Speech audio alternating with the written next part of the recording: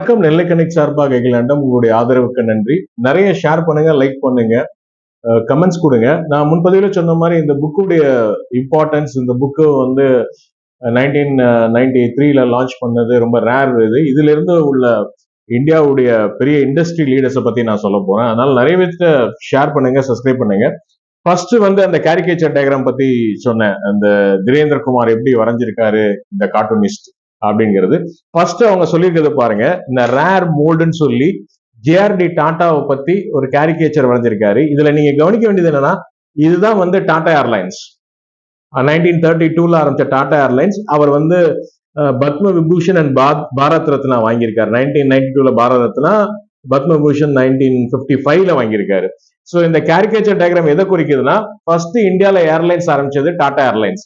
அதை வந்து சுதந்திரத்துக்கு அப்புறம் நேரு கேட்ட உடனே இவர் உடனே கொடுத்துட்டாரு. பட் ஆனா அதுக்குள்ள காம்பன்சேஷன் சரியா கொடுக்கல. நேரு வந்து நிறைய பிரச்சனைகளை உண்டு பண்ணாருங்கிறத ஜேஆர்டி டாடா ஒரு பேட்டியிலே கொடுத்திருக்காரு. அந்த இண்டஸ்ட்ரியலுக்கு சப்போர்ட் பண்ணல அப்படிங்கிறது.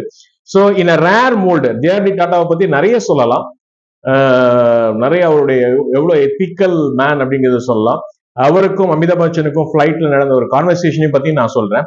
சோ இந்த கேரிகேச்சர் மூலமா தெரிஞ்சுக்கிட வேண்டியது என்ன, இந்த டாடா ஏர்லைன்ஸ் வந்து இப்ப திருப்பி டாடா கையிலே கவர்மெண்ட் கொடுத்துட்டாங்க.